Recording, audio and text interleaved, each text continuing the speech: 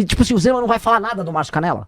O Zema não vai falar nada que assim, que o TH Joias, que é do Comando Vermelho, e o Bacelar, que foi apontado pela Polícia Federal como operador político do Comando Vermelho no Rio de Janeiro, que eles eram os aliados do Flávio. Eles não vão comentar?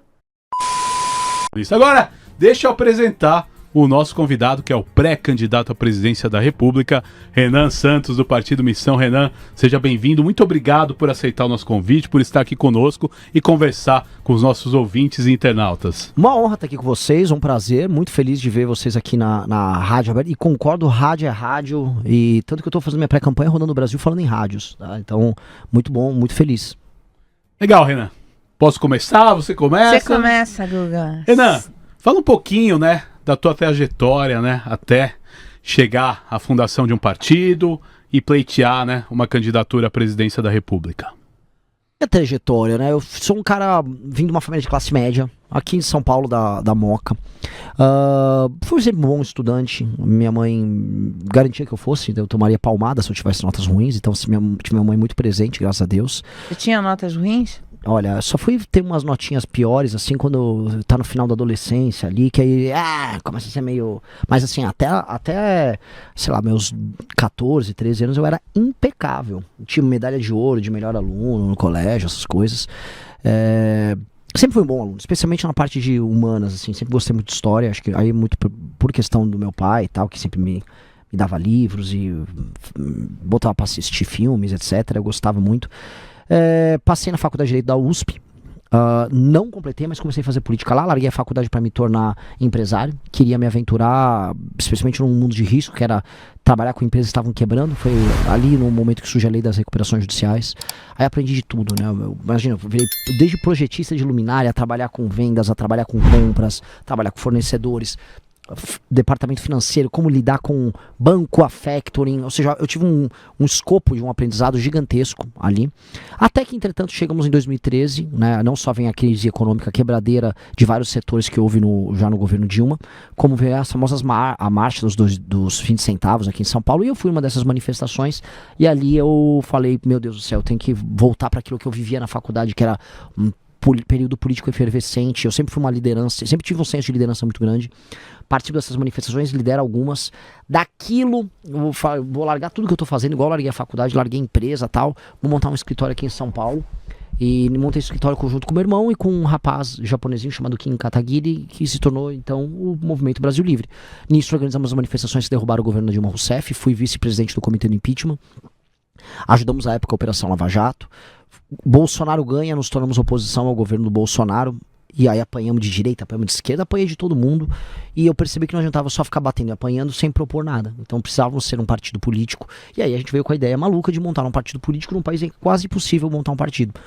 Juntamos a nossa militância em todo o país, coletamos assinaturas, fizemos um partido com o maior número de assinaturas validadas, no menor tempo possível, o único ter sido montado em todos os estados da federação, o que é um mérito, porque uma parte monta só nos 9 obrigatórios por lei. E aí nos colocamos como uma alternativa e acho que estamos indo bem até aqui. O Brasil tem tantos partidos políticos. Eu já te fiz essa pergunta uma vez e vou repetir aqui na rádio. Não tinha nenhum? Era preciso montar um partido novo? Lógico. Até porque temos poucos partidos, Mara. Pouquíssimos partidos aqui no Brasil. Temos muitas legendas. Concordo com você que legendas tem. Por exemplo, União Brasil não é uma grande legenda? Tem Márcio Canella, tem um monte de coisa no União Brasil. No União Brasil, você pode ser qualquer coisa. Você pode ser petista no União Brasil. Você pode ser o que você quiser. A característica do União Brasil é não ter característica. E o PP? Mesma coisa. Era governo Bolsonaro e era governo Lula. E o PSD do Kassab, mesma coisa. Eles não são partidos. Pela definição clássica do que é um partido, esses não são. Esses são apenas, vamos dizer, legendas que você faz negócio. Você faz negócio com o governo A, governo B, governo C. Então, partido. Quais são os partidos que... Partidos que existem hoje? Vamos lá. O PSOL é um partido, o PT é um partido, e o Partido Missão é um partido. Então, de direita só tem uma missão? Sim, na verdade, de direita ou centro só tem uma missão. E aí você tem 2 partidos de esquerda. Porque também tem a questão de relevância. Eu acho que, por exemplo, o PSTU é um partido verdadeiramente trotskista, mas eles não existem no debate público. Então, e o Novo? O Novo é uma legenda de centro. Uma legenda. Ele é uma legenda, porque ele não tem uma... Qual a visão de mundo do Novo sobre educação? Qual é o projeto do Novo pro Brasil? É do tipo, vou ajudar o Bolsonaro. porque eles são caudatários do bolsonarismo. O problema do Novo é isso. Eles até surgiram para ser um partido. Mas o Zema agora rompeu com o Bolsonaro. Rompeu. Ele vai falar que foi muito inadequado o Flávio Bolsonaro, sei lá, receber milhões do Volcaro. Olha, tá inadequado isso aí, hein? Pô, né? É difícil, né? Acho que é mais do que inadequado. É criminoso. E tipo assim, o Zema não vai falar nada do Márcio Canella. O Zema não vai falar nada que assim, que o TH Joias, que é do Comando Vermelho, e o Bacelar, que foi apontado pela Polícia Federal como operador político do Comando Vermelho no Rio de Janeiro, que eles eram os aliados do Flávio. Eles não vão comentar? Ou ele vai falar que foi inadequado? O Flávio tá sempre cometendo coisas inadequadas.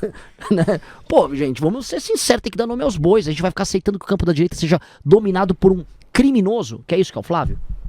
O seu principal adversário hoje no seu caminho nessa campanha presidencial é o Flávio? É conquistar os eleitores do Flávio? Sou eu mesmo, Mara. Sou eu mesmo.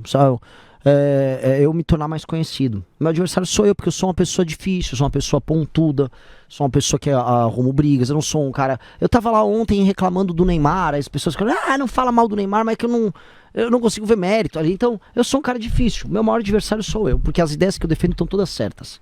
Todas certas. Eu consigo... O nosso projeto pro Brasil é o melhor projeto possível. Mas meu adversário sou eu, porque se eu souber apresentar essas ideias bem, nós temos que ganhar a eleição. Porque o certo tem que se impor.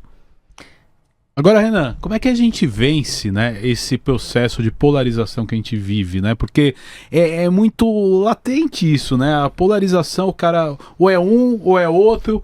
Como você se apresentar como uma terceira via, uma solução viável para o país? Primeiro, negando a ideia de terceira via. Toda vez que você falou terceiro, você imagina, isso aí é isso é um step. Não é, cara. Nós somos a medalha de bronze. É a medalha, né? de bronze, é o prêmio de consolação, é a Miss Simpatia. Tipo, foi a Simone Tebet na última eleição. Ela ganhou o prêmio de Miss Simpatia na eleição. Eu não quero ser Miss Simpatia, eu quero ganhar deles. E pra ganhar deles eu não tenho que me colocar como uma terceira opção. Eu sou a única opção viável. E se eu olhar direitinho, nem acho que exista polarização. E esse é o desafio que eu coloco, senhores analistas políticos, porque eu também, antes de ser um candidato, eu era um analista político de um grupo político. Não era um jornalista, né? O meu compromisso era com a vitória do meu grupo político. Me coloco aqui como alguém profundamente parcial. Mas nesse sentido, a análise minha sempre foi, esses são duas lideranças políticas baseadas em carisma, mas que não são extremistas. Nem o Lula nem o Bolsonaro são extremistas. E por não serem extremistas, eles ficam amalgamados no centro, participando do debate público dentro de uma clave de carisma. Então, a carisma e identidade. O Lula tem um carisma e identidade que a classe D e os lugares mais humildes do Brasil sentem aquilo, e aí ele tem uma aliança com o topo da pirâmide social, porque as elites gostam da perspectiva de esquerda. E o Bolsonaro, ele tem uma questão de identidade com as classes médias, especialmente do centro-sul. Então, são duas identidades, mas não são dois extremistas. Então, o meu discurso é muito mais duro do que o dos dois. Muito mais firme. Bolsonaro não é um extremista? Eu não acho, não, de maneira alguma. E as declarações, sucessivas declarações que ele deu contra a democracia. E o mesmo próprio 8 de janeiro, enfim, ele não entregou, ele não passou o governo para o Lula. Quer dizer, ele perdeu uma eleição e não vai para a oposição. Ele sai, desaparece, deixa ferver aquele caldeirão ali de golpe e... É que eu não acho que isso o enquadra como um extremista. Você pode enquadrá-lo como um antidemocrático, mas isso não é um extremista. São duas coisas diferentes. Vamos supor, ele é um extremista de direita. Ele não tem um discurso, sei lá, racial, extremado, que muitos movimentos que a gente pode enquadrar como extrema direita tem. Ele não tem o que eu quero colocar, o discurso do Bolsonaro nunca foi extremo em nenhum termo, nem econômico, muito menos nos elementos mais ideológicos que a gente pode chamar de extremista de direita. E eu posso pegar, se eu for fazer o mesmo paralelo, eu posso pegar declarações profundamente antidemocráticas e alianças antidemocráticas do próprio Lula dentro do campo da esquerda da América Latina. E a real é, se eu enquadrar ambos como latino-americanos, o que mais tem é violações da democracia no nosso continente. A gente está vendo agora o presidente da Colômbia querendo se negar a passar o cargo. E eu acho que o Petro é um extremista. Não, um esquerdista, ele é bem ideológico, mas... Eu acho que é outra coisa, acho que é uma característica inata do político latino-americano, que é não gostar da democracia, não respeitar os rituais, como você citou. Mas isso não enquadra como um extremista. Você é um democrata? Sou um democrata. Sempre fui isso, desde a época da faculdade. Desde a época da faculdade. A primeira ação que eu tive na minha faculdade foi participar de eleições, e uma das coisas que nós fizemos para melhorar a qualidade da democracia na minha faculdade foi instituir o segundo turno nas eleições para o centro acadêmico. Então, a atividade democrática tá, vamos dizer, no meu DNA desde quando eu era um estudante. E o que eu acredito é, por entender a democracia como um regime que precisa ser funcional, eu acho que ela precisa ser corrigida e melhorada nas suas falhas, como nós vemos no Brasil. Que é o que eu sempre falo, por exemplo, que nós temos hoje um Brasil, um regime democrático que é nominal, que é baseado em compra de voto e em concentração de poder em partidos. Portanto, é uma democracia doente, uma democracia disfuncional. E eu tenho que criticar se eu quiser melhorar ela. Então, são coisas diferentes. Eu não quero abolir a democracia de maneira alguma. Eu acho que regimes que têm alternância de poder são os únicos regimes que permitem que você consiga respirar caso você tenha um governante ruim. Então, é muito engraçado você falar assim, eu quero um regime que só eu fique no poder. Legal, bacana. E se você for o Hugo Chávez? Estamos ferrados, né? Então, a ideia de alternância de poder é muito boa por causa disso. E a questão, né? Como é que você vê o que a gente precisa evoluir, por exemplo, na questão econômica? Muita coisa. Eu acho que o Brasil tá quebrado. A gente tem que ter assim, o Brasil tem uma rota de colisão e a curva de juros futuro, com as expectativas internacionais e nacionais sobre isso, já estão nessa linha. Por quê?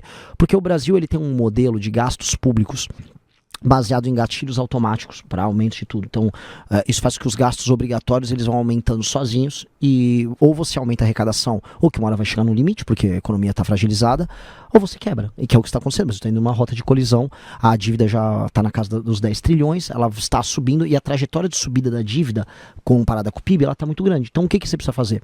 Uma reforma fiscal baseada na despesa, ou seja, tem que cortar despesas e desamarrar o que a gente chama de gatilhos obrigatórios de aumento de despesa. Então, a gente tem esses gatilhos nas áreas mais diversas, por exemplo, as vinculações no orçamento de saúde e educação, que aumentam automaticamente. Você tem os gatilhos de aumento, por exemplo, para BPC e aposentadoria baseado no aumento do salário mínimo, que até faz a pessoa falar, mas o aposentado, ele ganha mais no Brasil do que outros lugares do mundo. Não ganha. Porque o Brasil é o único lugar que aumentou o salário mínimo e você aumenta a aposentadoria. A gente inventou isso aqui. Só que quando você faz isso, você aumenta os gastos públicos de tal maneira que você tem que ter juros altos e você tem, no fim, aumentar a arrecadação para bancar isso e aí você aumenta os impostos. Ou seja, o dinheiro que a pessoa está dando com uma mão, você tira com a outra. Então é ilusório. Então o aposentado está sendo enganado. Ô Renan, eu acho interessante, a gente já conversou algumas vezes, e eu acho interessante quando você coloca essas suas propostas econômicas, porque elas são muito impopulares. Sim. Como é que se espera vencer eleições com medidas impopulares? Falando na campanha, medidas impopulares. Porque qual é o outro caminho? O caminho que vários políticos fazem, não toca nesse assunto ou joga para depois, ou não fala isso. A gente já viu isso em campanhas passadas. Políticos que falavam contra os juros e assumiram aumentando os juros. É que eu não acho que isso é certo, né? Eu posso estar sendo meio poliana, meio iludido, mas eu vou mentir. Eu prefiro ser altamente verdadeiro no que eu tô falando. E eu não acho que eu vou perder votos avisando as pessoas, vai precisar fazer isso, só que vai ser melhor. No curto prazo vocês vão brigar comigo, mas no médio prazo vocês vão ver que eu tô certo. Você falou da questão fiscal e essa vai ser a principal questão do próximo presidente da República. Porque, principalmente pelas últimas medidas e tudo isso e mais um pouco do que vem acontecendo, existe uma bomba fiscal para 2027 qual será a sua, se eleito, qual será a sua primeira medida fiscal? A primeira? É essa. Justamente, a gente tem uma PEC protocolada. Mara, eu tô sendo assim... até o Stuhlberger falou, olha, o único cara que parece que cometer sincericídios, quer falar a verdade sem ter medo de se machucar, é o Renan. E eu vou continuar. Então assim, eu vou ser bem sério. Eu já tenho uma PEC protocolada, o Kim já protocolou a PEC, que é uma PEC do equilíbrio fiscal que economiza 3,3 trilhões em 10 anos. Ela já tá lá no Congresso. Eu só vou vencer as eleições. Eu vou pegar um avião pra Brasília. Eu vou tentar ir de carro, encontrando as pessoas nas ruas. Ei, ganhei, que bom, que delícia, que legal. Vou até Brasília. Vou sentar numa mesa, vou chamar os presidentes dos partidos, vou chamar as lideranças bancárias. Eu ganhei, eu preciso passar essa PEC agora. Eu vou fazer tudo o que for necessário para passar essa PEC agora, porque isto aqui vai tornar o Brasil um lugar viável do ponto de vista econômico. O que diz a PEC? A PEC, aí muitas coisas. Ela tem uma reforma previdenciária embutida, paramétrica, mas tem. Ela tem embutida as desvinculações e desindexações, ou seja, que ela elimina gatilhos do salário mínimo para aposentadoria e BPC. O salário mínimo ele vai poder aumentar mais e mais, a pessoa vai sentir o ganho real do salário mínimo, que é maravilhoso. Para o trabalhador isso aqui é uma notícia fenomenal, fenomenal. Para aposentado também, tá? Porque ele vai parar com a ilusão, tipo, aumentou minha aposentadoria, tudo bem, mas a carne aumentou mais. Então a gente vai conseguir controlar os gastos e isso vai ter um efeito benéfico para aumento de preços. 3. Vamos mexer em renúncias fiscais, especialmente no topo. A gente tem, por exemplo, a Honda na Zona Franca de Manaus, tem 16 bilhões de renúncia fiscal. Uma empresa. Nós vamos mexer no alto funcionalismo. Então, só aqui, eu tô falando aqui um escopo de uma reforma muito profunda. Que precisa ser feita reforma administrativa. Ela mexe com as carreiras. Assim, estou falando aqui da reforma mais ambiciosa do Estado a ser feita, e ela vai precisar ser feita entre novembro, dezembro e janeiro. Eu preciso passar ela já na transição. Então, ela é a reforma mais ambiciosa pra gente colocar o Brasil no lugar. Porque eu não vou poder, nem eu, nem nenhum presidente vai poder assumir o Brasil sem ter endereçado a questão fiscal da maneira correta. Porque endereçar a questão fiscal, aí eu só vou poder cuidar em termos de matéria econômica, olha só que legal. Em ter segurança jurídica para que os investidores nacionais e internacionais possam colocar o dinheiro deles aqui, e reformas de competitividade na área trabalhista, trazer os investimentos para a parte de infraestrutura de transportes e infraestrutura de energia, para baratear o tal do custo Brasil, e aí eu posso instalar empresas. Aí o trabalho do presidente passa a ser um trabalho normal. Hoje o trabalho nosso é tipo, tem que correr com uma reforma, tô desesperado porque vai quebrar, a gente tá sempre às vésperas de quebrar. Com essa reforma, a gente não fica mais às vésperas de quebrar, muito pelo contrário, a gente vai para um caminho, que é o meu sonho, de chegarmos a um dia a um déficit nominal zero. Olha que coisa maravilhosa, coisa de país de primeiro mundo, a gente tava vendo a Noruega do Haaland, é coisa de Haaland, Noruega do Haaland. O país já teve déficit no governo Lula. Déficit nominal zero. Eu sei, mas ela precisa ser política no segundo, mas já teve no primeiro, tem, segundo, porque ele manteve, quando o Palocci era ministro. Ele manteve o tripé da época do Fernando Henrique e aumentou a arrecadação porque a economia cresceu. Veja só, eu quero isso. Só que entendendo assim, que os gatilhos automáticos daquela época não forçavam tanto porque a população era mais nova, não tinha tanta gente aposentada, o PT não tinha estourado as contas públicas aumentando os gastos como ele aumentou, era um começo de governo Lula. Então você quer ser o governo Lula do começo? Não, eu quero ser o governo Renan, que vai pegar todas as tralhas do governo Lula e vai ter que corrigir, porque ele pegou um governo Fernando Henrique antes, né? Aí ele pegou babinha do boi, né? Ele pegou um governo que ficou fazendo ajuste por 8 anos.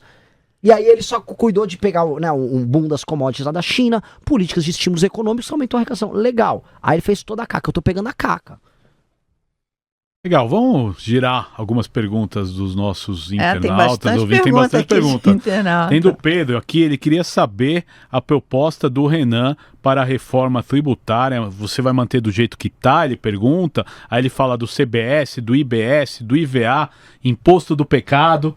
Fala pra nós aí, Renan. Bom, vamos começar pelo imposto de pecado. Eu acho absurdo o imposto de pecado em vários setores.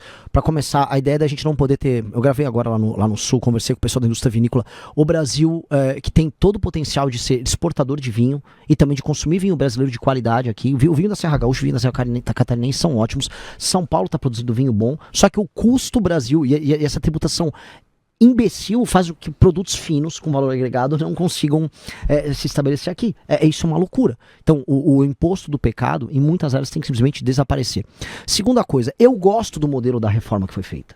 A reforma que foi feita não é ruim. O problema é que ela teve tantas exceções e tantas distorções que ela volta a ficar complexa e que ela ficou com uma alíquota muito alta. A alíquota geral tá alta. Só que eu tenho que avisar para todo mundo que está nos ouvindo. Meus amigos, a alíquota geral tá alta também porque os gastos do governo federal e dos governos estaduais são desumanos e irracionais. Eu vou precisar cortar gastos, que aí eu posso... E essa é a intenção que eu quero fazer. Eu quero vincular gatilhos para a queda dessa alíquota. A alíquota tá absurda. As pessoas têm que pagar menos impostos aqui. Vai ser assustador. Outra coisa que tem é essa coisa de você destacar o pagamento já na nota, tão logo você emita a nota. Isso vai quebrar o fluxo de caixa das empresas. Nós temos que ser amigos. Eu acho que tem que ter, tá, um regime quase de recuperação das empresas brasileiras, em que o pagamento do IVA, vamos botar assim, ele será feito no regime de caixa e não no regime de competência. Regime de competência, assim, emitir a nota, pago agora. Se a nota fiscal é de 100 mil reais e eu vou ter que pagar 20 e tantos mil reais de imposto, hoje, nesse regime, você tem que destacar os 28 mil pagado uma vez. Pô, mas e o fluxo da empresa? E se a empresa está recebendo em 30, 60, 90? Ora, então vamos pagar o Estado em 30, 60, 90. Temos que... Porque senão não é um relato... Isso. O que isso faria para uma empresa? Quando eu fui empresário, o que eu sonhava... Por que não me cobra no regime de caixa? Cobra no regime de caixa. Mas não, o Estado ele quer receber no regime de competência, né? Eu acho isso... Né, é um péssimo amigo, né? Você não tem segurança, você não tem infraestrutura, energia é cara e ainda quer receber à vista e não quer saber. Eu acho isso de uma desumanidade com o empresário que é assustadora. Principalmente com o pequeno empresário. Muito.